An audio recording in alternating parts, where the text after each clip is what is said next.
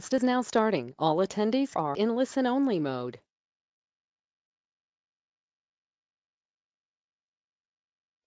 Go ahead, Katie. Okay, yeah, okay, good morning, everyone, or almost good afternoon, everyone. We're going to be starting here in a few minutes, so just hang tight and we'll get going right away.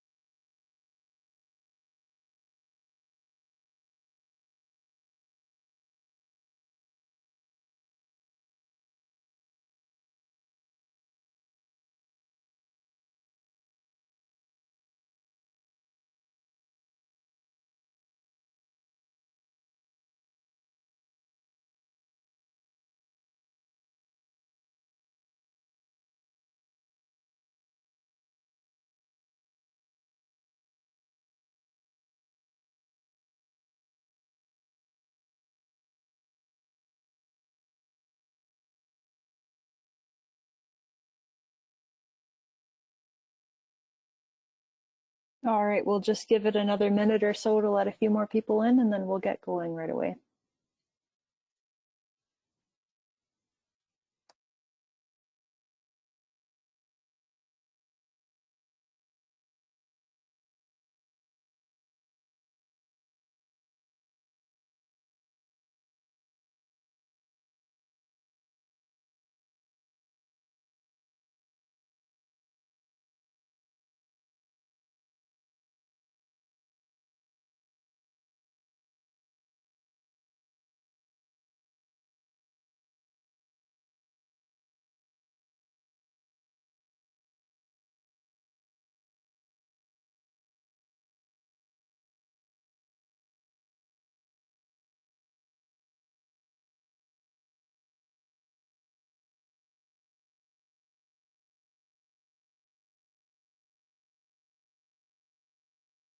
Okay, everybody, I think we'll get going here. Hopefully you can all hear me okay. My name is Katie Makahonyuk. I'm the Plant Health Officer for SARM Division 1, which is Southeast Saskatchewan.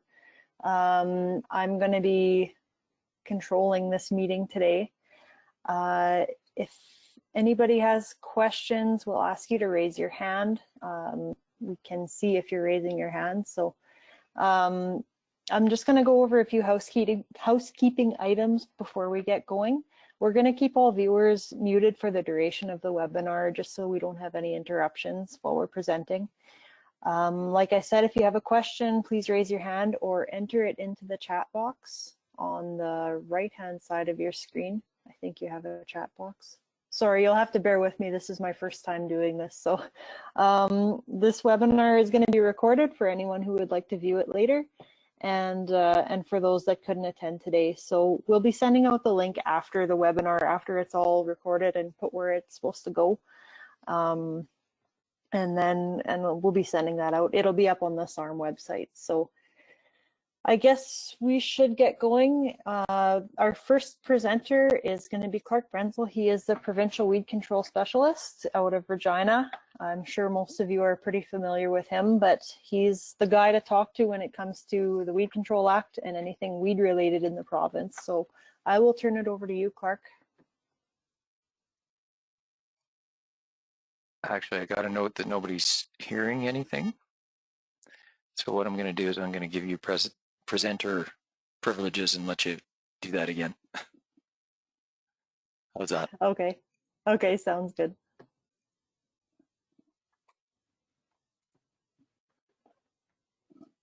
Okay. Okay. Can you hear me now? I hope.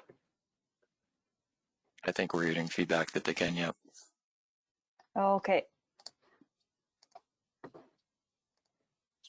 Let's try that. Okay.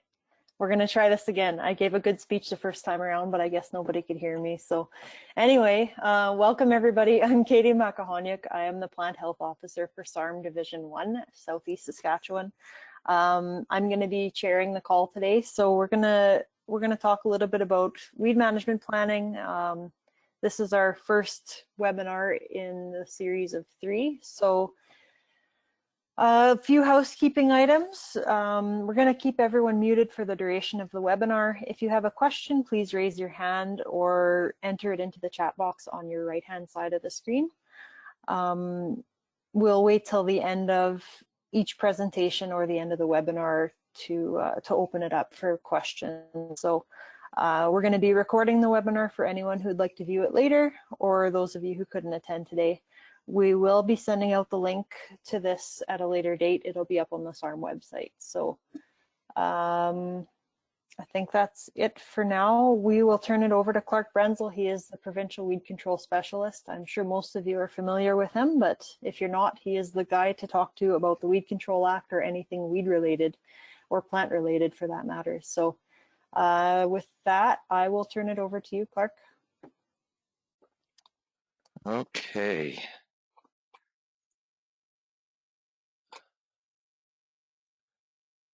Alrighty, so I've got the right screen here, so that works. Yeah, I'm just going to give a brief overview of the basic enforcement process and then show you where you can find the forms that you would use for issuing orders and agreements or doing up annual reports, and also to find out how to find out whether you're appointed or not yet, or whether an appointment notice has been processed for your RM or not. So just to kind of kick off some background on the role of the weed inspector. Of course, the primary role of the weed inspector is to enforce the Weed Control Act, and that means making sure that the infestations are controlled by the landowner. You have several tools to be able to use to be able to do that. Some are within the Act itself, but there are also other tools that you can use that are non-regulatory. And that's where your secondary role comes in as a weed inspector, and that's to coordinate activities within the municipality. You want to be monitoring for weed infestations, mapping records, maintaining those records, and the program IMAP Invasives is a good tool for doing that. You can download that onto your smartphone, whether that be an Apple platform or Android platform. And you can use your phone to take a picture of a weed. It geotags that weed, and you enter in a few little details in there on your phone, and it records that site. You can get a lot more detailed on that site by going into the main online system through the computer and add in more, rather than just observations. You can add in treatment notes. You can add in better explanations of what the infestation looks like, what its kind of scope is, things like that. So it's a good tool to be able to use. And maybe one of our sessions here down the road will have a training session on IMAP invasives as well. You want to assess the effectiveness of any controls that have been implemented to plan for future activity, and you want to participate in the biocontrol activities where those are suitable. And just a quick note that there is some work going on biocontrols for common tansy right now, and hopefully we'll have some of those being introduced in the next year or two. There's some interesting new biocontrol agents for yellow toadflax that the folks in the north played around with last year, and they were quite happy with the way that it worked and the way that it established in a couple of spots, so that's really good. And there's also another one for oxeye daisy that is in the works as well. The weed inspector appointment it's not appointing you as the pesticide applicator. Those are two separate roles altogether. Sitting in on this presentation does not qualify you to apply herbicides. There's an entirely different course that's available through SAS Polytech that is geared towards applicator licensing. You want to make sure that you have the correct license for the area that you're applying in. And so essentially, if you're doing roadsides, you want to make sure that you have an industrial license. If you're doing ag land, you want to make sure that you've got an ag license. If you're doing parks or domestic areas where there's lots of people around, you need a landscape license. And so all those have slightly different modules that go with them. There's essentially a main core course, and then the modules fit around the outside of it. And if all you're going to be doing is applying pesticides, you don't need to be appointed as a weed inspector. The real role of the weed inspector is to enforce the Weed Act with private landowners. And if the only weeds that you're dealing with are the ones in the ditches, then there's no enforcement necessary. So get a licensed applicator and knock yourself out as far as taking care of those weeds in the ditches.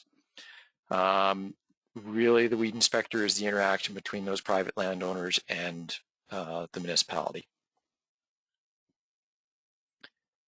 What needs to happen first is that you need to have your administrator send an appointment notice to the Executive Director of Crops and Irrigation Branch, and that will get forwarded to someone who will enter that into our database, and we will keep track of who's doing what and where. And so normally what we would do under non-COVID type situations is we would issue a response letter and also issue a weed identification card, weed inspector identification card. We're going to skip that process again in 2021, just so that we have less handling of physical things going back and forth. Once we get the COVID thing figured out, then we'll head back to the physical responses, and then you'll have your cards coming in the mail again. The other way to tell if you're appointed, other than getting a weed inspector letter, response letter, if you want something to identify yourself as a weed inspector, get a copy of that response letter from the administrator or the RM that you're working for, and you can carry that around, and that should suffice as some form of identification that you are the weed inspector for that RM. In addition, we've got on the weed inspector page on our internet site, we also have a map up there. We haven't updated that map from last year yet, so the one that's sitting there right now is from 2020, and that's more or less what the weed inspector ID card will look like on the right-hand side there. Essentially on those maps, if you've got a rural municipality that has a weed inspector, it turns green, and if you've got an urban municipality that has a weed inspector, it's a yellow dot.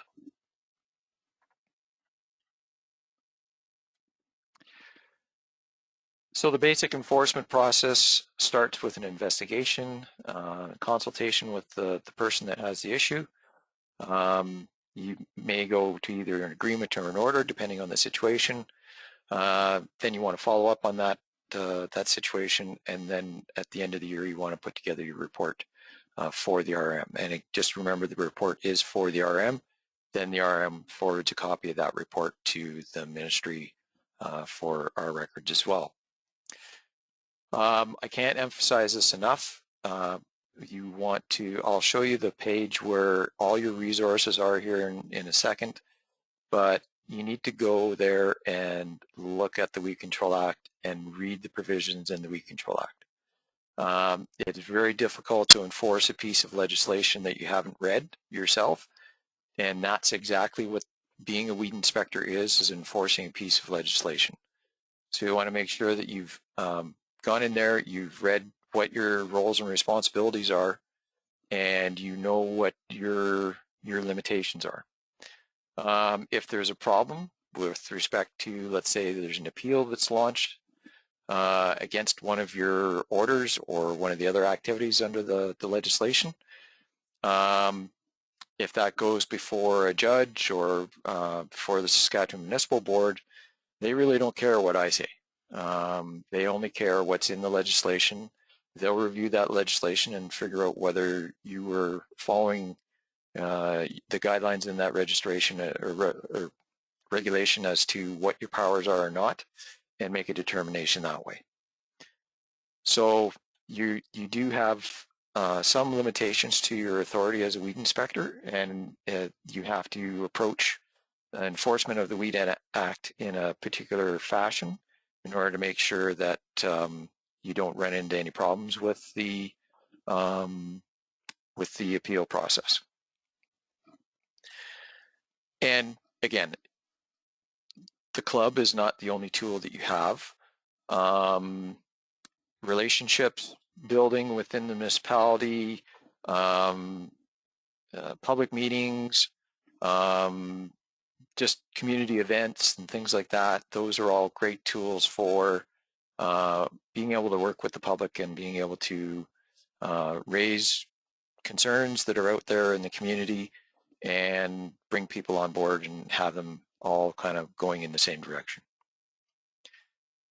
The other thing to kind of keep in mind is that when you do have some kind of a conflict that goes to one of those higher bodies for some kind of judgment, is that always kind of view what you're doing from kind of an outside perspective, just to see what would be reasonable in this situation from somebody who's coming at it with no background as to what the dynamics in the community are, what the weed is, how severe the issue is, what the financial issues are. Just try and make sure that you're kind of approaching enforcement that way. I did say that there was an appeal process, and it applies to all portions of the Act. Essentially, anyone that is aggrieved, quote unquote, aggrieved, can appeal any component of the legislation. Typically, this is going to be if somebody gets issued an order. And so essentially when they do appeal, they've got the 5 business days, which is the same amount of time that they would have in order to get the work done.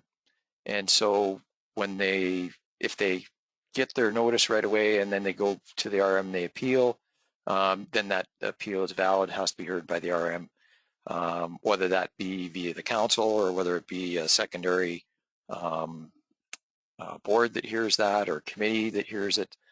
And then even if it gets to the point where, let's say the RM turns down their appeal, they can still appeal to the Saskatchewan Municipal Board as well. And I believe they've got 30 days to do that after the decision from the RM.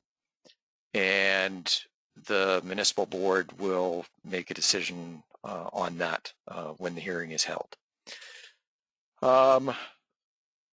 If there's a valid concern that's raised with the appeal, essentially what that means is that any work that got done as a part of the enforcement process, the launching of an appeal doesn't stay the execution of enforcement activities. If there's weeds there and they need to get controlled, then they need to get controlled. What the fallout is with an appeal, if it gets upheld by the Saskatchewan Municipal Board, is that that landowner is no longer on the hook for the cost of that weed control, because when that weed control gets done, it gets put on the taxes for the land.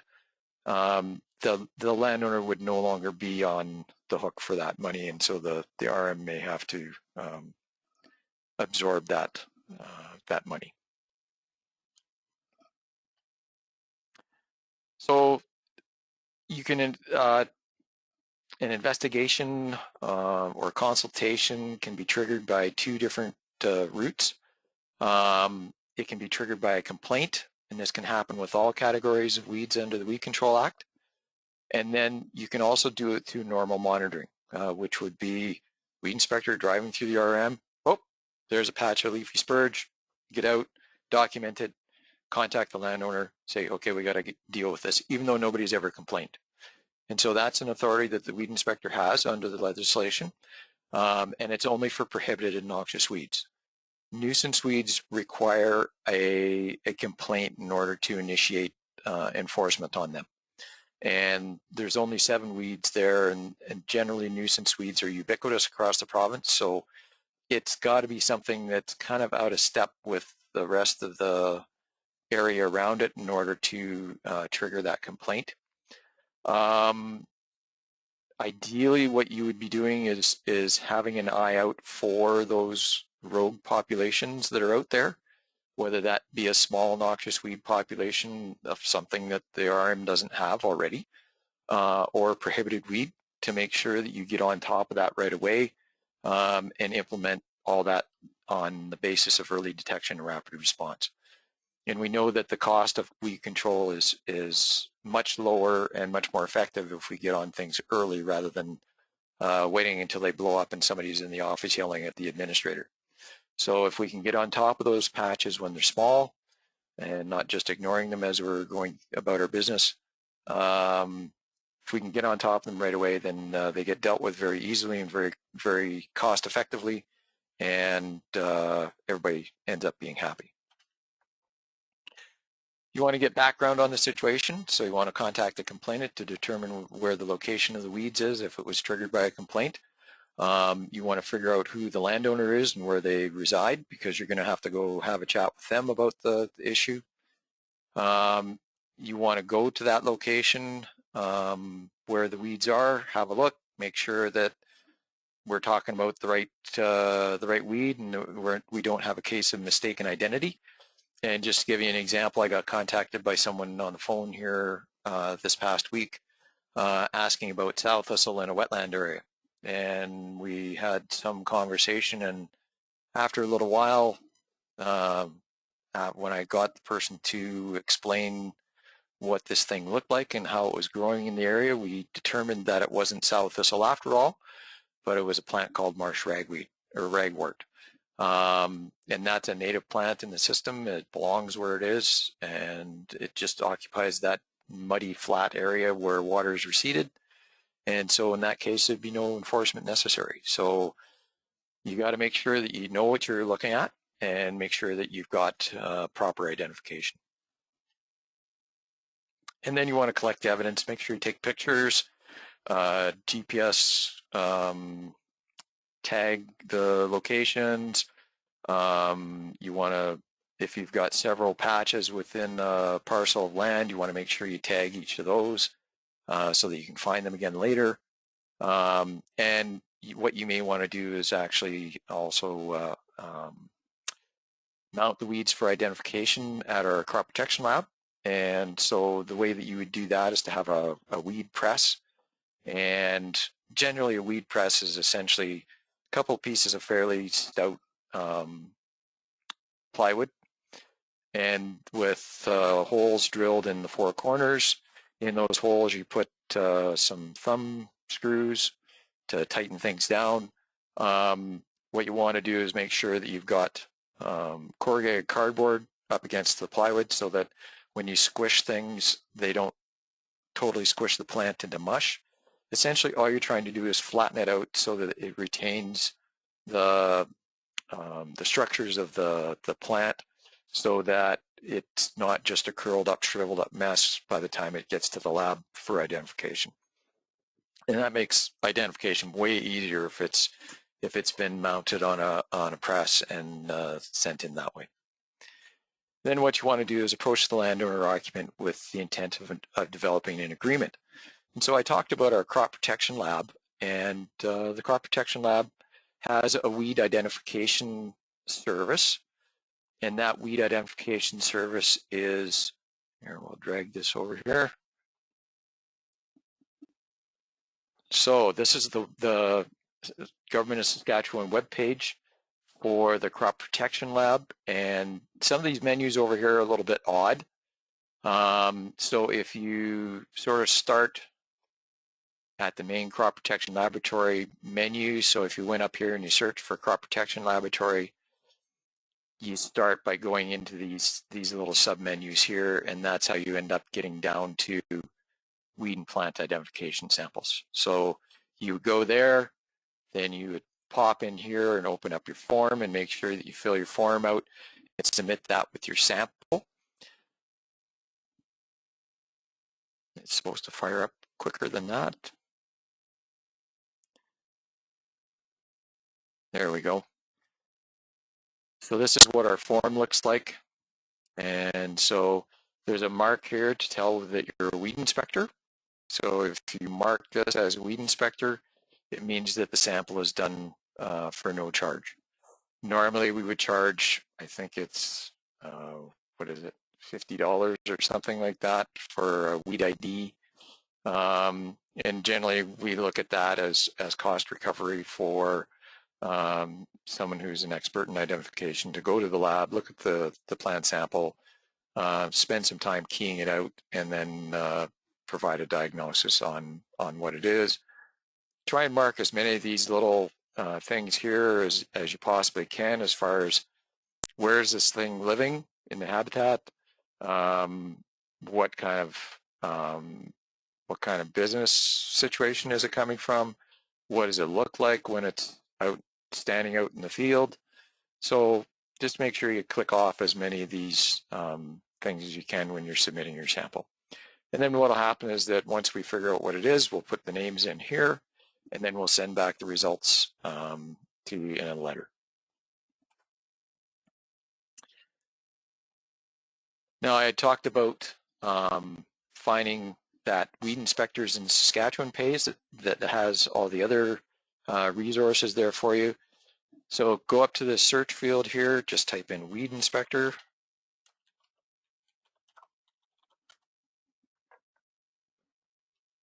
And it's usually the first hit that pops up in this. So Weed Inspectors in Saskatchewan is the page that you want. And don't worry too much about the ones that are underneath it. If you click on here, this takes you to the Queen's Printer website. And that takes you to where the Weed Control Act resides on there. And so it'll take you right into the Weed Control Act. You would click on here to get the PDF format. The weed list is in this minister's order designating prohibited, noxious, and nuisance weeds. And then there's also the regulations that are also a part of the legislation.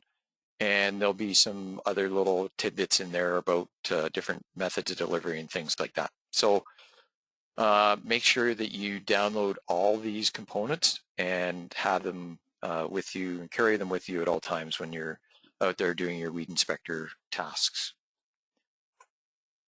The other thing that's available on this page is if you scroll right down to the bottom here, it gives a little description and essentially the same kind of things that we're talking about here today. But these are more resources that are there for you. So there's an agreement form, order form in both Word and PDF format. Order forms might be easier just to kind of take the Word format and type into those and fill it all out and then have it sent off. The other thing that's there that's good for you to know is this is the maps that tell people what RMs have weed inspector appointments. And so this is the one from the end of 2020. And so we've got a pretty green map here, which is great, that lots of RMs are appointing weed inspectors, so that's awesome.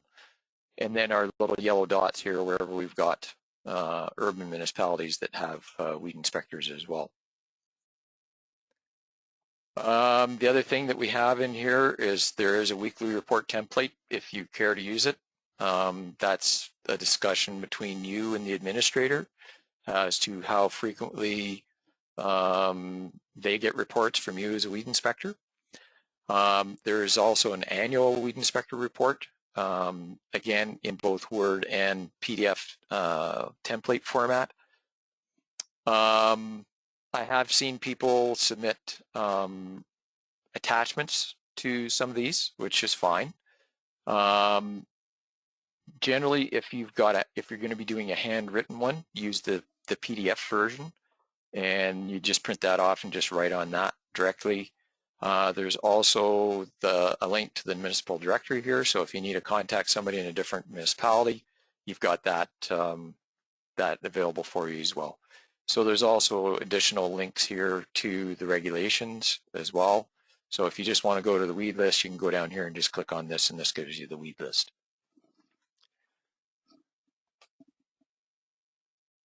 So hopefully that lets everybody know what resources they have available to them. Alrighty. So when you go to a landowner, how do you decide whether you want an agreement or an order, and what direction you're going to go when you get there? So if the person's local, they live right in the RM, they live and work and all their activities are within the RM, or urban municipality, it's just as easy to approach them and look for an agreement. Nice thing about the agreement is that if you get the landowner to do the work, then there's no cost or bother for the RM to get stuff done. There's also a really high likelihood of compliance because the person that has the problem is having input into how they're going to manage that.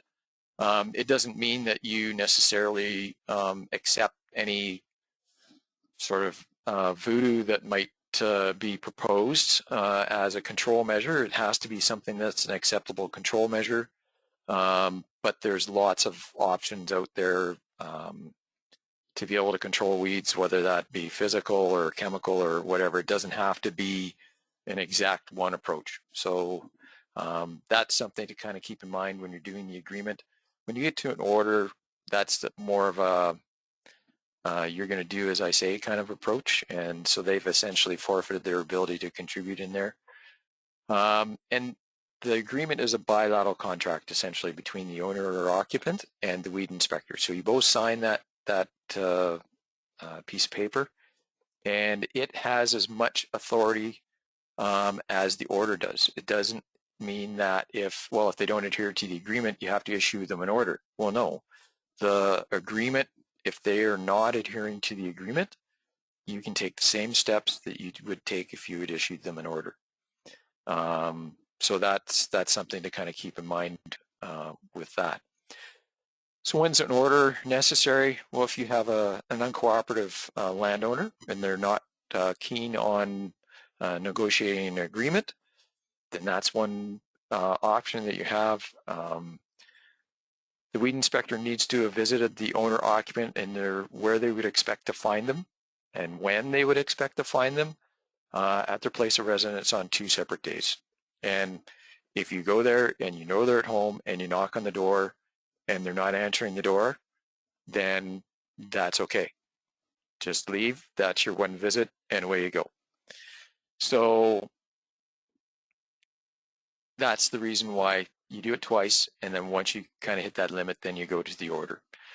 And if the owner or occupant doesn't live in the municipality. So if they're an absentee landlord, or ideally what they would have if they're not in the province is that they would have an agent that was appointed under the legislation, and they would notify the RM of who that agent is that's responsible for looking after the weeds on the land. So normally that would be the case. In practice, very few people actually do that. But it's probably something that if your administrator knows that there are several parcels that are owned by people that are not residents of the RM, it might not be a bad thing in their tax notice just to put a reminder in there that they need to appoint somebody as their agent for that parcel of land. And it may be the renter. It may be the person that's renting the land and working the land. So it could be something as easy as that. And that order is a unilateral ultimatum from the weed inspector. Essentially, you're telling them what to do, and because there are circumstances, in this case, where they've declined their ability to contribute input into the process, that's why it's a unilateral ultimatum, and so the weed inspector is the only one that signs it. They're both legally binding documents, and as I say, that they both have the same level of authority as far as if the work doesn't get done, then the RM has the power to go in and do the work for the landowner and then charge that to the taxes on the land. They can be used for eradication and control of prohibited or noxious weed infestations, for issuing permits for transportation of contaminated machines or contaminated materials, movement of any of that contaminated material or machinery, and the prohibition of seeding in the case of prohibited weeds. And prohibited weeds, again, we have to kind of keep in mind that we have very few of those in the province, and essentially enforcement there is akin to quarantine. And so we're trying to make sure that that weed that's there is not going to get established in the province. You want to make sure that you're providing good detail in your enforcement documents. You want to make sure that you're consulting with publications and agronomists as far as the proper control measures for the particular species that you're looking at. You want to try and make sure that you fit as well as possible the agronomic practices of the land in question. So if it's a zero-till land, you don't really want to go in and rip it all up. If it's an organic parcel, you want to try and use organic practices as much as possible to manage these things. And in some cases, it may be a case of that they're beyond that, or that they may not necessarily be suitable for that at that time. So in the case of a prohibited weed, the Act essentially dictates that you use the most effective method to control that weed, irrespective of what the status of that land is. So your goal there is to make sure it's scorched earth as far as that that weed is concerned. Maybe that's tillage, maybe it's herbicide, maybe it's some other management method, but a good example of something that you could do for, let's say, a saline area that has things like kochia or foxtail barley in it, is it maybe they're not getting any yield out of that area anyway, so it needs to be seeded down to a perennial forage grass. And that could be one of the recommendations with your agreement or order, and have that discussion with the landowner as well. If they're local, you can serve them directly. Again, the agreements, if you're going out to talk to somebody, you might as well take copies of the agreement form with you. If they say, yep, okay, well, we'll do that, and we're going to do this and that and the next thing, okay, well, let's write that down. We'll both sign it and make sure that it's all official. And there's no, oh, well, I'll do that, and then another 2 weeks or a month goes by and nothing's happened, and then everybody's cranky. If we are preemptive about the whole process, get everything down in the agreement form, if it's not followed through on, then you can take action. Whereas if you haven't put it down on an agreement or order form, then you can't take any subsequent action. A letter from the RM does not substitute for an order form or an agreement form. That's just a nicety that essentially says, well, we're giving you a heads up that this is what we're going to do. But that letter in and of itself is not, does not say that you're enforcing the Weed Act on that person. So there are delivery standards as far as when these orders are considered delivered and when they're considered active. If you deliver an order by mail, it's considered to be served after 5 business days after mailing. So essentially it would be the postmark on that letter plus 5 days, and that's when your 5-day period starts for control. An agreement, like I say, take the form with you. You might as well do all the business right there, sign it, and be done. And then hand it over the landowner their copy. If they're outside the municipality, you might as well just skip right to an order. You can do some business by phone and talk about what options are available over the phone, but if you can't get in contact with the person, then you need to just issue the order and start counting days.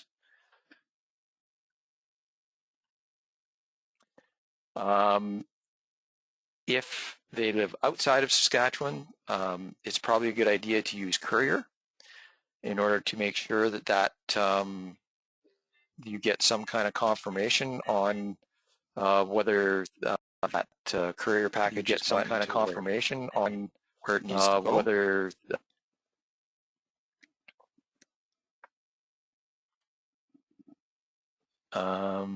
okay, follow-up. You need to follow up on these agreements and orders in order for them to mean anything. If you just issue paper all the time and you never follow up to find out whether the person's actually done anything or not, you're not really accomplishing anything. So 5 business days after that order or agreement is served, then they need to have the work done, unless you've indicated at some other point that that there's a date in the future that they have to have it done by. You can take into allowances and like you don't have to be like totally hardball if conditions haven't been such that they've been able to get onto the area to get the work done. You can take that into consideration on whether you go in there and get the work done on the field or not. So there are some flexibilities within the legislation, let's put it that way. I did say that you could charge the cost of the weed control back to the landowner. And essentially what this does, it gets added to the taxes on the land. If it's a small parcel, so less than a quarter hectare or half an acre, essentially, it's a $400 flat rate. And essentially that's for an urban lot in the city is essentially what you're looking at there. For parcels greater than a half a hectare, you're looking at $1,250 per hectare. And I forget what the conversion to acres would be on that, to a maximum of 10,000 per quarter section of land. So there's a fair amount of rope there that we can use in order to get the weed control done. All the pesticides, and there's only one exception to requiring a license in order to apply pesticides on a parcel of land. And those exceptions are you're the landowner, you are the primary shareholder in a corporation that operates just a corporation, or it's part of a going farming concern. If it's on rights of way, non-ag areas, rough non-agricultural or non-domestic land, then you're looking at an industrial license, agriculture on an ag land, landscape license, as we said before, gardens, parks, lawns, wherever people are around. Once the work gets done under this, it needs to be checked by one of the counselors and certified that by that counselor that it was done properly and that the whatever was done worked to control the weed. And that statement's included in the invoice and the tax statement. The weed inspector needs to report annually to the municipality, as I had mentioned before, and the municipality would then forward a copy of that to the executive director of crops and irrigation branch, and so that we have an idea of kind of what's going on there. Technically, you're supposed to include all copies of orders and agreements in that with that report as well. If you've been really busy and there's been lots of them, you can summarize it on a spreadsheet. That's fine. We don't need to know every parcel of land that you sprayed for whatever weed. We don't need to get a copy of the material that goes to SARM for the weed control program. So that's something that that we don't need to get with that report. Sometimes we get folks that are oversharing a little bit, and so we get a bunch of that stuff that we don't necessarily need. All we need is a report and the orders and agreements. So good things to include in there: general notes on the state of weeds within the municipality, not just prohibited, noxious, or nuisance one, but if you've got something new that's kind of catching your attention, let us know about that. Maybe it's something that we need to add to the list of weeds. And one thing that we did do this past fall, Joanne Kwasnicki and I surveyed the southeast part of the province to look for water hemp. and luckily we didn't find any. We had one suspicious parcel, but because it's not regulated yet, we couldn't go onto that parcel in order to investigate further. But what we'll do is we'll kind of keep an eye on that area. It was in the farthest southeast of the province you could possibly get. But we'll keep an eye on that area as time goes on. New weeds, RM maps with overviews of weeds, and IMAP invasives does this totally fine. That's probably a better way to do it. Let us know what you're doing. Let us know what kind of weed control activities you're undertaking, and let us know what weeds you're dealing with. We don't need timesheets, mileage sheets, expenses for work done. We don't need carbon copy reports of there are no weeds in this RM sent to as far as the report goes. And I would challenge any RM that says that they didn't have any noxious weeds in their RM. There's no such thing as no noxious weeds. There's enough common weeds on the noxious weed list that there should be noxious weeds in just about every RM. And we don't need detailed chemical application records. Again, the SARM rebate program, that's where you would send all that stuff, and that would be directly to SARM. You want to send it to Annette at SARM. One of the things I should mention, though, is that we often get too much sent to SARM as well. We often get RMs that are forwarding appointment notifications to SARM when they should actually be coming to the Executive Director of Crops and Irrigation Branch. So that might be something to make a note of with your administrator. There is a remarks area, and this is kind of where you get to express your thoughts on how the Weed Control Act could work better, what new weeds could be added, what weeds are so common that there's no point in having them on there, and if there's things that would be handy to have out in the field, then that would be good to hear as well. There's lots of interest in this with respect to the new trespass regulations that are being developed. Know that the Weed Control Act gives you the authority to go onto private land to inspect for weeds. The only exception to that is you cannot go inside of someone's house to look for weeds.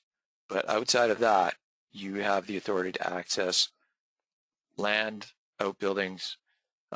It's always good form to contact the landowner and say, you know what, I'm at such and such a quarter section. I'm here, I'm looking for weeds, and I'm more than happy to give you 10, 15 minutes to get here so we can go over it together. But I need to get on that parcel of land, and they need to give you a reasonable opportunity for access to look at the land as well.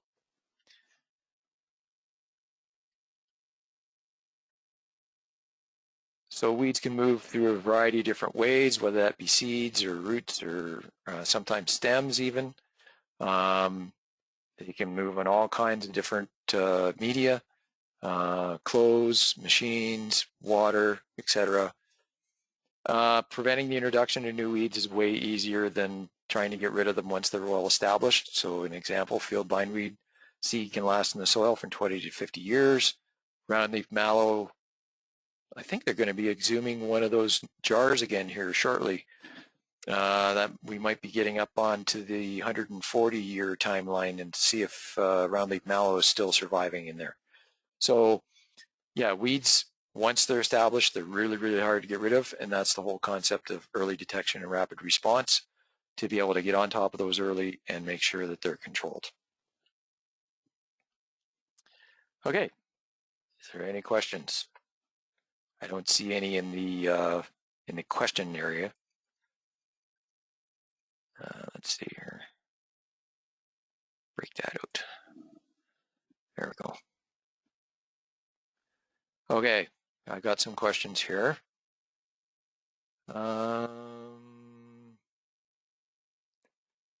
Okay. Is the app for weed identification only for weed inspectors? No, this is an app that can be used by anybody. If you want to download it on your phone, all you have to do is go to whatever the app store is for your type of phone. So whether it's to the iStore or whether it's to Google Play for the Androids, then you can download that right from those platforms there. What you need to do though, however, is you need to register for a username with the Conservation Data Center of Sask Environment, because they're the ones that administer that program. So you would have to get an account from them. Once you've got the account though, it remembers who you are. You don't have to keep logging in.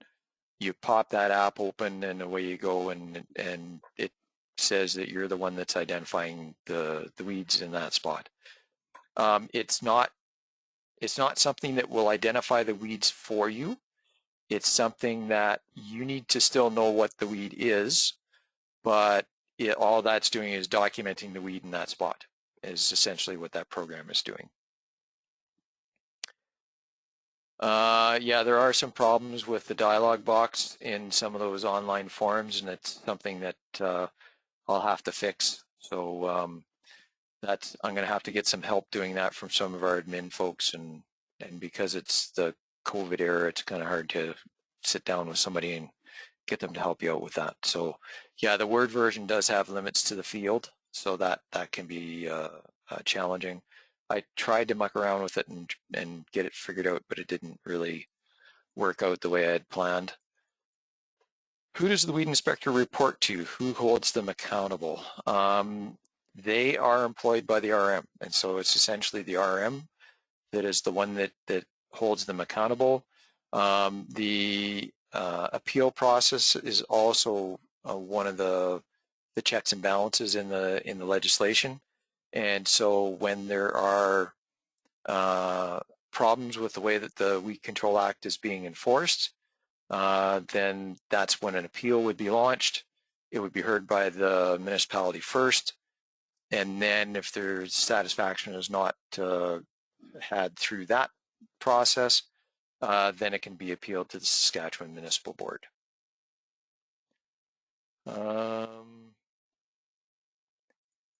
If the owners are simply not home when the inspectors visited them twice, are inspectors required to leave notice at an owner's residence so that the owner has the opportunity to contact them and initiate an agreement before an order is issued?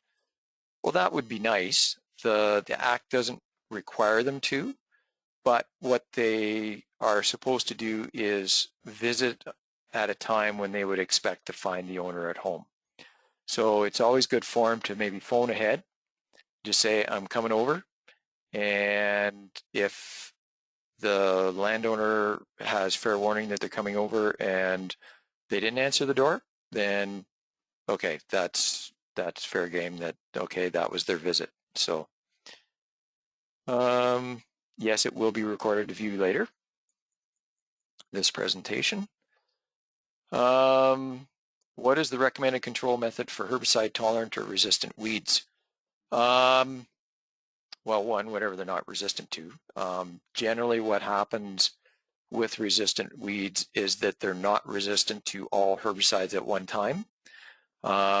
They will acquire resistance or evolve resistance to herbicides that are within a particular mode of action, or herbicides that kill that plant in the same way. What they will do is acquire mutations that allow them to escape control by that herbicide. So whatever that target site might be that herbicide links onto, that gets modified slightly and the herbicide won't attach to it anymore. So that's essentially how that works. Generally what happens though is that it's one herbicide family at a time that you end up with resistance to, and not all of them at one shot. So you can use other herbicides, or you can use cultural methods, mowing, tillage, things like that. What would you recommend for an organic farmer with Canada thistle infestation? Probably one of the better ways to deal with Canada thistle in an organic scenario is to plant that field down to an alfalfa forage stand for 3 years. And there is research to show that if you're breaking a field out of perennial forage, that Canada thistle populations are about 95% less than what they would be if you had in a neighboring annual crop field that had been continued to be annual cropped. Fallowing is one option as well, and there is a bit of a trick to the fallowing process, as well as the forage process. That field that's in alfalfa needs to get cut for hay. Another option is yellow sweet clover. Also has some allelopathic effects on some of those weeds as well. You want to cut the forage at the timing that's appropriate for the weed, not necessarily the forage. So essentially when those thistle plants are turning, the flowers are starting to turn red or purple, that's when you want to cut the forage down at that point. Let's see. When we're using biocontrols in invasive weed management, there won't be information on biocontrols during this meeting. I'm not sure what's planned for future meetings, but that might be a possibility as well. For a new weed infestation, where's the best resource to start with to determine the best means of control eradication? I'm not entirely sure what that means. I would suggest that if it's a prohibited weed or something that is new to the province that isn't on the regulated list yet, then it would be consulting with myself so that we can look at control measures, how they're imported from other areas. The name of that app that I was talking about is called IMAP Invasives. How much procrastinating is acceptable by a landowner? That's up to the weed inspector. If you have a landowner that is not adhering to an order or an agreement, that inside limit or the shortest period of time for which the weed inspector can take action is that if you know that the order or agreement has been delivered, they have 5 business days to get that problem solved. If it's something that has been mailed, you have to leave 5 business days for mailing, and then another 5 business days for that time period to get the problem controlled. Plant identity app. Take a picture of the weed in a second option for second opinion for identification. There are a few weed control apps out there, weed identification apps out there. They may or may not be as reliable or consistent. They're not going to necessarily pop up a magic answer and give you the ultimate answer. You still have to do a little bit of digging and go, well, that doesn't look like it. That doesn't look like it. And sometimes you hit a dead end. I've played with some of these apps and taken pictures of some of our weeds, and depending on where it was developed, you may not necessarily get that local weed popping up in those weed ID apps. Different ones to look at. PlantNet is one. Another one is iNaturalist is another thing for identifying weeds. There's another app called Picture This that sounds like people are pretty happy with how it works. I haven't tried that one myself yet. Okay, for example, the most effective chemical to use. I think I answered that, maybe. Which report prints out on 8.5 by 11? All of the order and agreement forms are on 8.5 by 11. The annual report form prints out on 8.5 by 14s. What would I recommend for control of leafy spurge, for example, on a creek river that has water all year long? That kind of depends on how much leafy spurge is there. If it is just the odd patch, using something like a Navius, like a spot application of Navius, is totally suitable, because a lot of those products are exempt from buffer zones when you're using a hand wand application, and it's just because you can control that application better to prevent drift of that material into the aquatic habitat. If it's right up against the water's edge, that gets a little bit dodgy. There are some things that have a really, really short buffer zone. Leafy spurge is a bit of a tough nut to crack. Tordon 22K currently has a 1 meter buffer to water. And that may shock some folks that use Tordon 22K. But yeah, it was revised here several years ago, reevaluated, and it's much shorter than it used to be. But that doesn't mean that you can just do it. What you need to get is any application close to water, within 50 meters of water. You need a permit from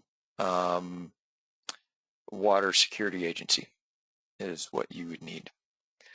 When initiating an organic plan with a tenant, does the landowner have to be notified that there's an agreement in place? Well, if the landowner doesn't, the landowner probably should be aware of what's going on, because ultimately, if there's work being done on that land, they're the one that's going to get the bill. So they should be brought into the loop as far as knowing that there's going to be an agreement and that there is the potential for there to be follow-up work done that they may get billed for. So Google Lens, Scott Park said Google Lens is another program that works reasonably well for weed ID. The buffer zone on Tordon is still 1 meter, yes. There is a warning on Tordon about sandy soils with shallow aquifer underlaying, but nobody within the federal government can tell us what qualifies as a shallow aquifer. And that's one of the challenges that we have with the federal regulator right at this point, is that they put on motherhood statements on labels, and it confuses the user, and it's something that they don't provide any guidance as to how the user could avoid that problem. So that's part of the challenge. So, well, thank you for all those questions. That was really good. That there was lots of questions and lots of people interested. If you have any other questions, you can always contact me by email, and that's on that page that we've got there that's up. And yeah, that's me for today. So Katie.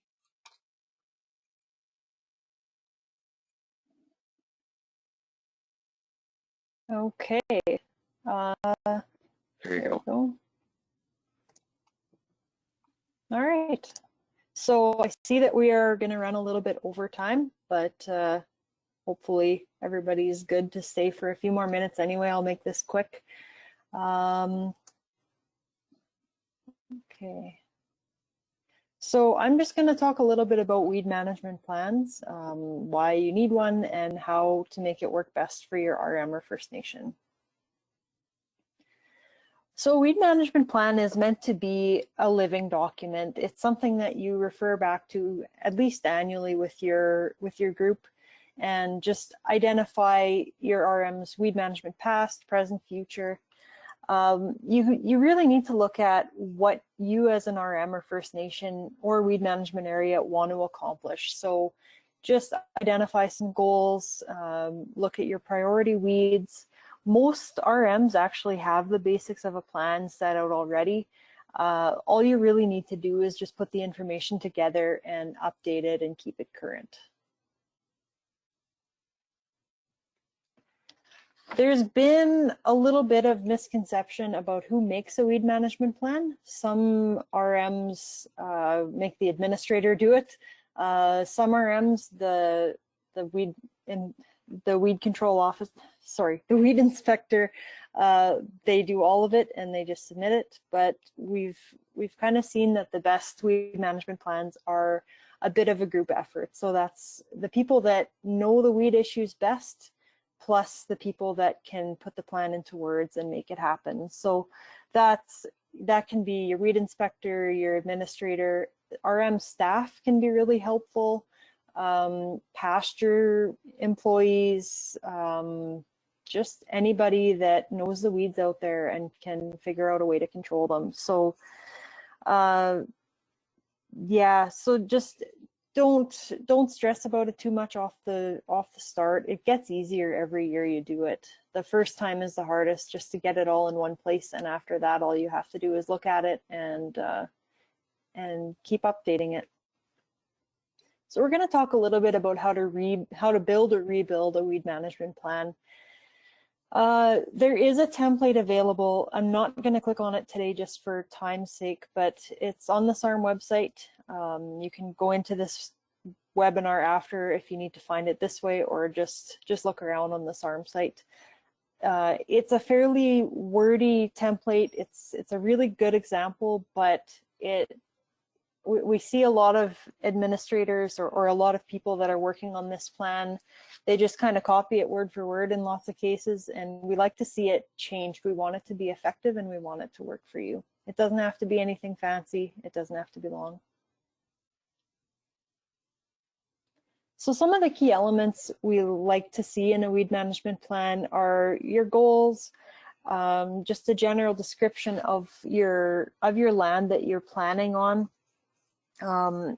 It can be, this is a good place to put anywhere that there may be specific weed issues, community pastures, gravel pits, garbage dumps, oil field land, just anywhere where you might see a lot of traffic and have specific issues. We want to look at your weed history, kind of what you've seen in the past, and if you've done any management in the past. We like to see current invasive weed issues. Remember that the plan is about the whole RM, not just the ditches and weed allowances. We want to remember that weed issues can often start on private land and move into RM land. So we're looking at all of it as a whole instead of just little bits and pieces of it. So that's why it's important to include a map with your plan, and it also makes it easier just for planning if you can just look at a map and see where the weeds are and think of a plan to tackle them. So think long term when it comes to your weed management plan. Many RMs look at it as a kind of yearly or even a 2-year basis, but weed issues can often take several years or even decades to manage properly. So it's a long-term thing for sure. We want to look at priorities. There's been some misconception here as well, because a lot of people think that large populations of weeds should be high priority, when it's actually the opposite. It's way more effective to control the small isolated populations first. The lower priority weeds are often the ones complained about first, though. Those are the ones that you have the guy come into the RM office yelling because their neighbor has too many dandelions or something, and when that's actually not really a priority. It's those ones that you have one scentless chamomile plant pop up and there's no others around it. So it's way easier and way cheaper to tackle the small populations, which we'll talk about very soon here.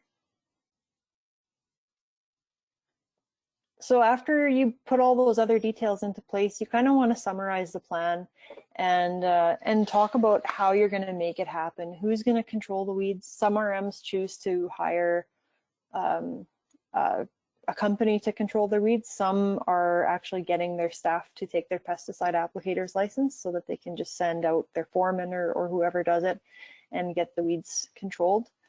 What products you want to use, find somebody that's knowledgeable when it comes to product to control weeds, and be strategic when it comes to products, and figure out a budget. There is the invasive plant control program, which we will talk about in a future webinar. There's a little bit of assistance available for invasive plants. And then just figure out how it's working. How are you going to gauge it year to year to see if your plan is effective? You want to review it, get together with council and your weed inspector at least annually, and just go through the plan, see if anything has changed, see if you need to change anything. Share it with ratepayers, with your residents, pasture patrons, that kind of thing. Post it on the website. Some put it in with their tax notices. Very few do that, but might not be a bad idea, or even with your newsletter that you do. And I keep repeating this, but look at it every year. So this is kind of a quick example. We're not going to spend much time on this, but this is an example of the template for the weed management plan. Several of you have probably seen this template before, but I've taken out the specific wording and just added in where the green writing is, just kind of what each section should be about. So I'm going to just skip through this just so we can get through this quicker.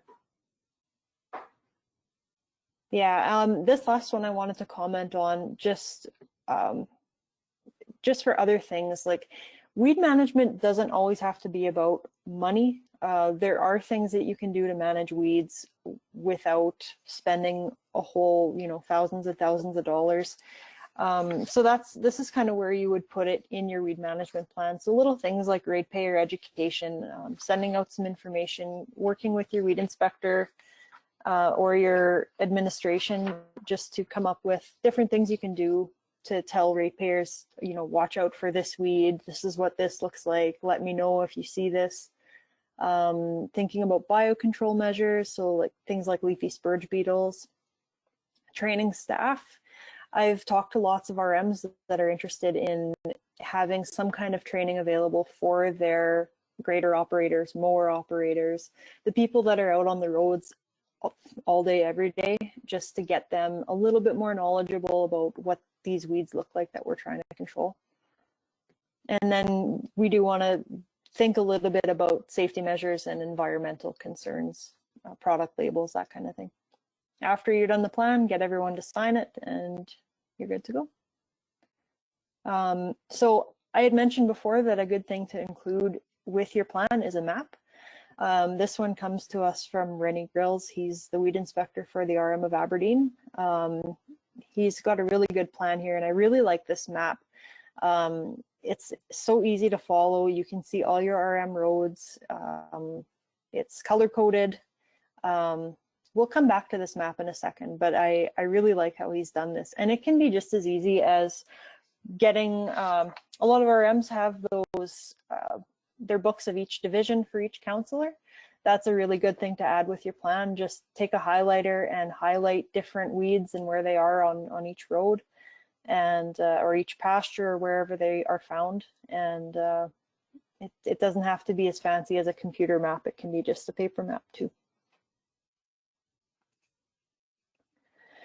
So after we think about all this, a really good thing that ties in with the whole plan is early detection and rapid response. Think of it as catching a problem before it becomes a big, expensive problem. be consistent when you're monitoring. It can have a better environmental impact, and you're going to save a lot of money if you can identify populations early. So back to Rennie's map. I think this is super cool because it shows a perfect example of early detection and rapid response. So the areas that are circled here, you can see the one on the bottom right-hand corner is wild parsnip. The one just above that is scentless chamomile. These populations are a great example of your high priority weeds. So these are weeds that have come away from the rest of the population. They are likely very small patches, but they'd be cheap and easy to control. And then you avoid a problem like you have to the northwest of these weeds. It's such a cool example. So that's kind of how you think of your high, medium, and low priority weeds. Yeah, so that's that.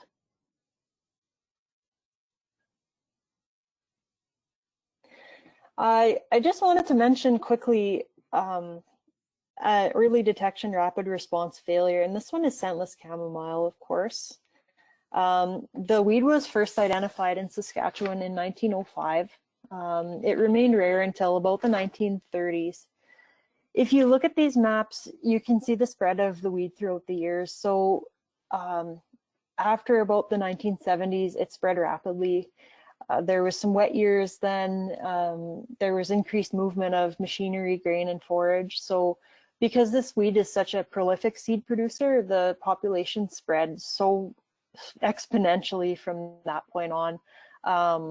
Pastures were overwhelmed with it, roadsides, that kind of thing. So if you think about early detection and rapid response, if that guy that found it near, I think it was Esterhazy in 1905, if that guy would have found it and picked it and burnt it, we might not have nearly the populations we do. I'm sure it would be here in other places by now, but you can really appreciate the early detection part of it and rapid response.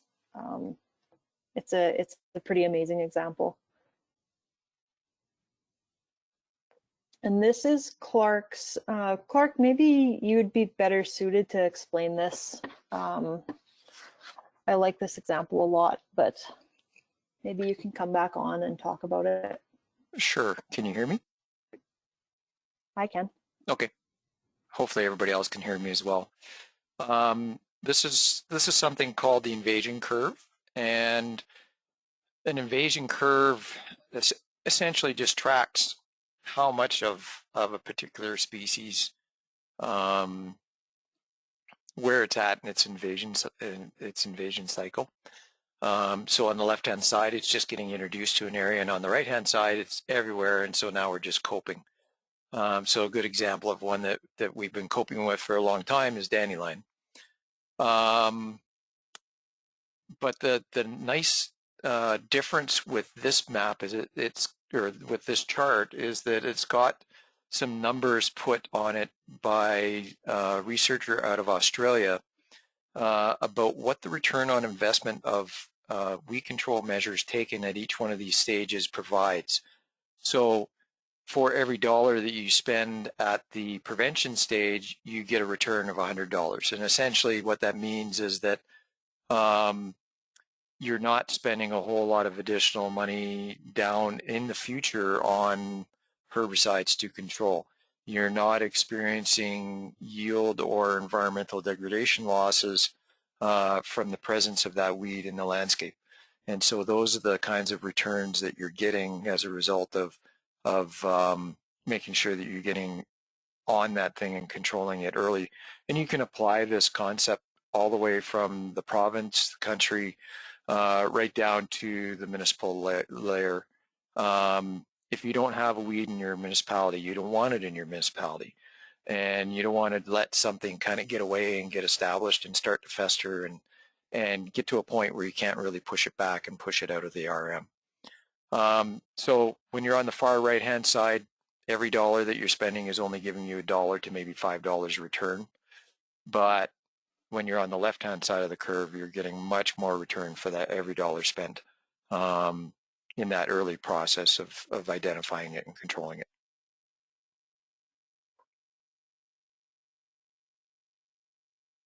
Perfect. That is a lot better than I could have explained it.